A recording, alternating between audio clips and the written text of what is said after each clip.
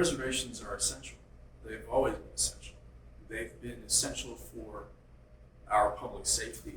They've been essential for being recognized legally in any capacity as existing and being distinct and predating the founding of the Republic. I get very frustrated when I hear non-Indian folks say tribes were given land. This is not what a reservation is. If we just think about the root word of reserve, right? You reserve something as if it was yours, right? And so upon Columbus getting lost and landing here, the lands were ours. And so reservation, the word, comes from us conveying a certain amount and reserving for ourselves the amount that which we did not convey.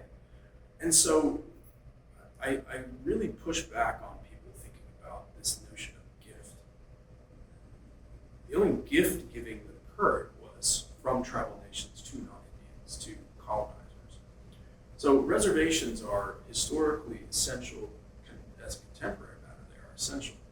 One of the things that I think is important to understand that we touched on in the criminal context with regard to reservation status is once land is identified as having reservation status, we think of it, the legal term is Indian country. And this immunizes that those tribal lands from things like state taxation, right, or other state laws generally, right, so criminal, civil stops, under many circumstances.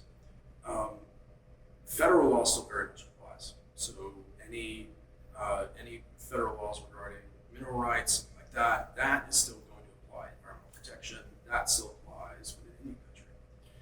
So when we think about the administration of lands, reservation lands, tribes obviously can have a very important role based on their inherent sovereignty that predates the U.S. Constitution and the existence of the Republic. Federal government also has this pretty significant role.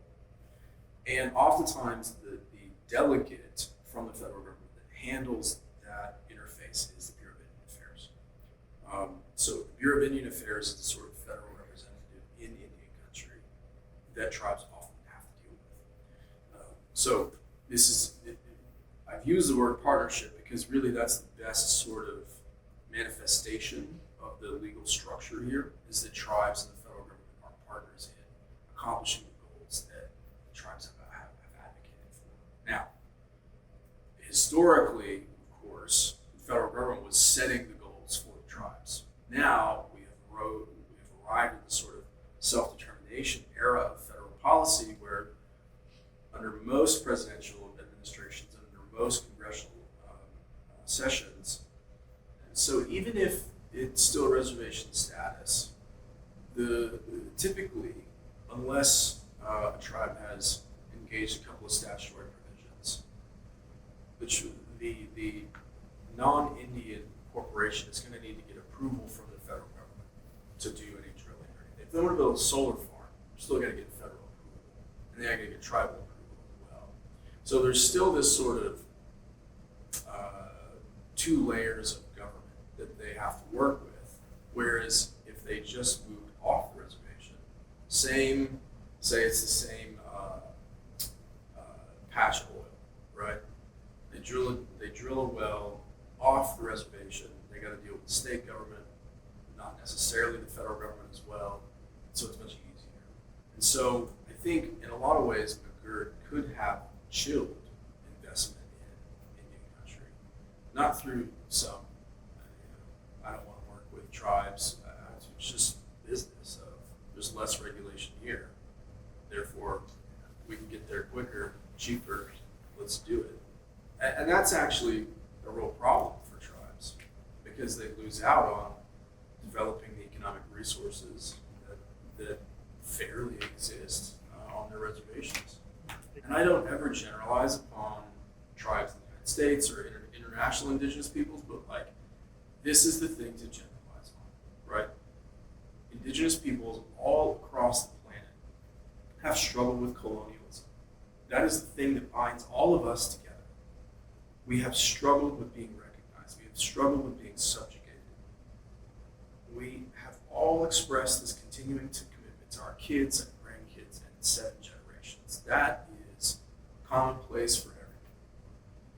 And so I think it is that commitment and spirit, coupled with the true struggle in court to confirm the existence legally of reservations and political sovereignty, those two things, the abstract notion of tribal sovereignty.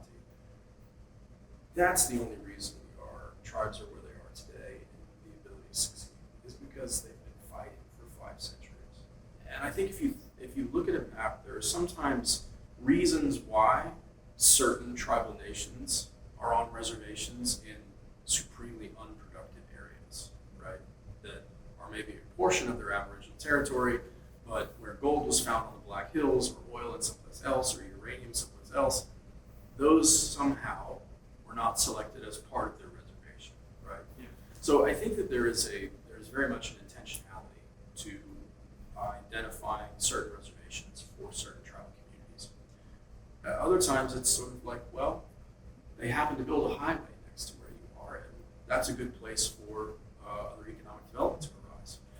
So I think that I have to say something about, given the film that's coming out, the book, Killers of the Flower Moon, that being on a reservation with significant resources exposes that tribe and its citizens to significant harms, especially Native women.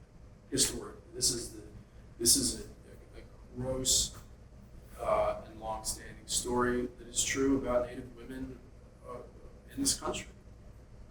So there's also risk in being identified in those areas. But back to the question you originally asked, is sort of like, well, what happens to these reservations where they're not economically productive? What is the solution to that?